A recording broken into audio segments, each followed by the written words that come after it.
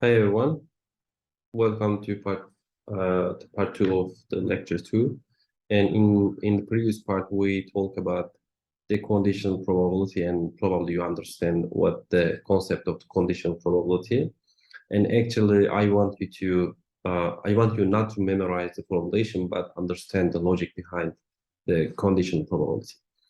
And then we will make this concept more concrete by looking at some examples. And the first example is, let's say we have a fair four-sided die, and we will roll it twice, okay? And as you know, in a four-sided die, we will have 16 possible outcomes, and all these outcomes are equally likely. And let's say let x and y be the result of the first and the second roll, respectively, okay? And we wish to determine the conditional probability of conditional probability P A given B, in which the maximum value of the x and y is equal to m, and also the B, the event B, is the minimum of x and y will be equal to 2.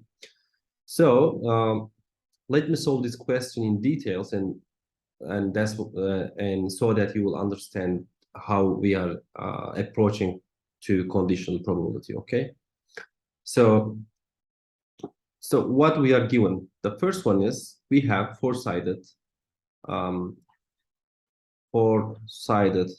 die, right? And we will roll them twice.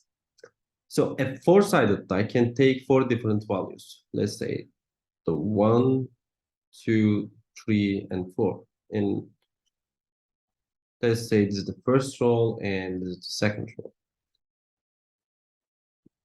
Okay, so this can take the different pair of the values, right? Like 1, 1, 1, 2, 1, 3, 1, 4, and 2, 1, 2, 2, 2, 3. By the way, you will remember this example from tree-based models. Okay, we first show it there. 2, 4, and 3, 1, 3, 2, 3, 3, and 3, 4, 4, 1, 4, 2, 4, 3, 4, 4. So these are all the possible outcomes. Okay, if we die twice a four-sided die. But what we are given that, so what we are looking for first, we are looking for probability of A given V, right? And A is max x, y is equal to m, and this m can be 1, 2, 3, and 4. So we have to calculate the conditional probability for each value of n. And the B is mean xy is equal to 2, right? So in which pair of these rows, the minimum value of x and y, I mean the minimum value of the first row and the second row is 2. So this one is the first one, right? First pair, the minimum of this 2 will be 2. And this is the second one. This is the third one. I think this is 2. And this is the fourth one. And this is the fifth one, right? Only this sample satisfies our condition, this condition. For example, this one, like 1, 3, cannot satisfy this condition because the minimum of this pair is 1, and minimum of this pair is 1, and minimum of this pair is, for example, 3. So only this 5 samples satisfies our condition. So let me. Okay, so if we draw these things, all points, this whole graph shows the all possible outcomes, right? This axis is the first roll, and this is the second roll. For example, this point show us the first roll is 1 and the second roll is 2. But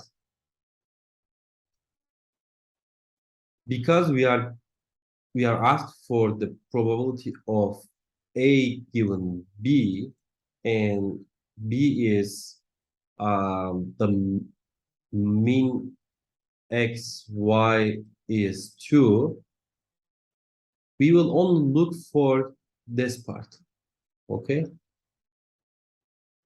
So these 1, 2, 3, 4, 5 points are the points we selected in the previous page, okay? So when we are calculating these ones, when we are calculating when we are calculating the condition probability, we will look only these 5 points which are creating our new omega, new sample space, okay? So let's go back and let's say that M is 1. So as we said, M can take the values from 1 to 4. Let's say the M is equal to 1.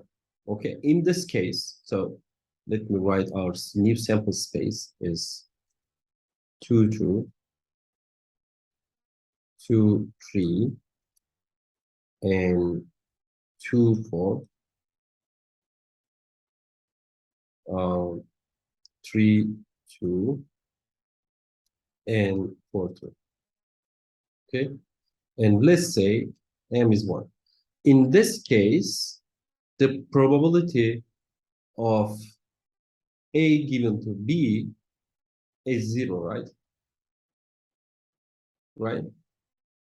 So the probability of A, the max of X, Y is equal to M, and M is equal to 1. So that's mean if M is 1, so it's not possible to get the 1 as the maximum value of X and Y, right? Because if you put the M, it's if you put the 1 here, like let's say here, max X and Y is equal to 1. Is it possible to get the 1 as a maximum value of these pairs? No, it's not. So if M1, if let's say that, if M1, P A given B will be 0. So let's look at 2. So let's look at the 2. If M is 2, so in which pair the maximum value of X and Y is 2? In this, yes, 2 is the maximum value. So here, no, its maximum value is 3. In this pair, the maximum value is 4. In this pair, the maximum value is 3. And in this example, in this sample, the maximum value is 4. So only one pair satisfies our condition. So remember, if the events is equally likely, what we are doing is this one gives us the probability of A, right? So in this case, this is a 1, and we have 1, 2, 3, 4, 5. So this is the probability of probability of A given B, right? So if M2, the probability is 1 over 5.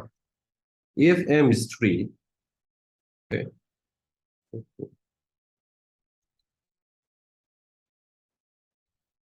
Just one, and let's say now M is 3. In this case, the maximum value of X and Y should be equal to 3. So this one, no. This one, yes. And this one, no. This one, yes. And this one, no. So out of 5 samples, only 2 of them satisfies this condition. So that's why from the same formulation, the probability will be 2 over 5. and let's say m is equal to 4. Okay, in this case, let's say this is now 4. The maximum value of x and y will be 4. So the first pair didn't satisfy. There's no, there's yes, there's no, and there's yes. So again, 2 out of 5 samples satisfies this condition, and that's why the probability will be 2 or 5. So we are calculated different probabilities for the different conditions. Okay, and um, I hope that makes it more concrete to understand the conditional probability concept. So again, instead of using our this total all the points that was the initial omega initial sample space, we reduce it as a 5 points, and these are created our new sample space. Okay.